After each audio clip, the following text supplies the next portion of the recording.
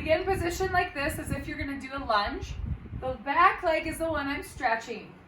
So I'm going to have the toe pointed straight. The heel stays down. I'm going to hinge my hips a little bit. Take a step forward with my opposite leg. The most common error though is people always tend to lift that heel up. You don't want to do that. You want to make sure it stays nice and planted on the ground. From there, keeping my legs straight, I'm going to shift my weight forwards and backwards, okay? So you're going on to that stretch and going off of that stretch.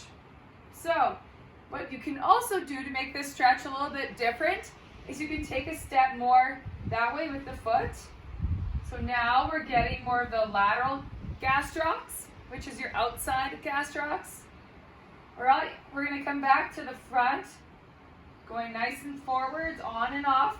At home, you probably want to go a little bit slower than this. You want to just ease onto that tension and then ease off of the tension.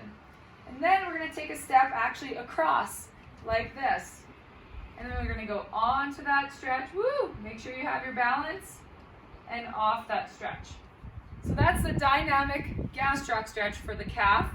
The next stretch I'm going to show you is for the soleus. So that's actually our other calf muscle. And the way that you stretch it is that you make sure that your knee is bent. Otherwise, you're still stretching the gastrocs.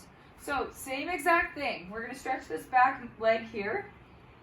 Then you're going to bend the knee like that. So how I do that is I take my knee and I'm just thinking about dropping it straight down to the ground. And now I feel more of a pull kind of near my Achilles tendon. If you feel that tension there, you're doing this correctly. So again, you can hold on to a wall or an object if you're feeling off balanced.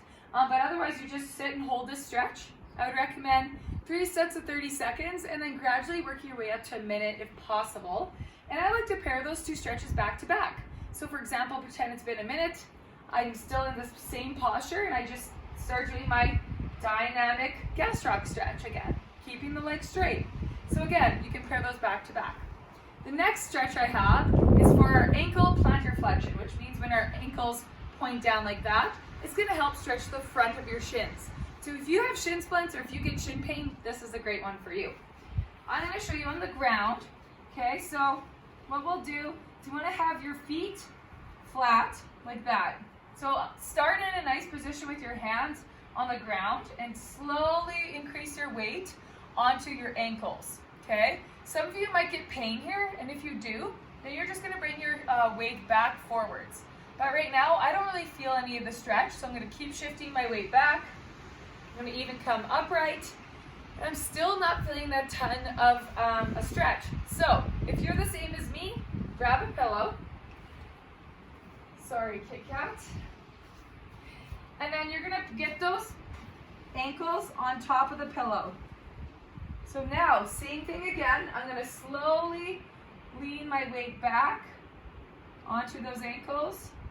Making sure your legs are relaxed when you do this. Okay, I'm not getting enough of a stretch, so I'm going to actually bring my ankles or my knees forward a bit. There we go. Now I'm purely getting pure pointing at my ankles. So this is a great one to do for the front of your shins. Don't forget it. This one's a little bit more aggressive, so maybe start again at the 30 seconds and work your way up.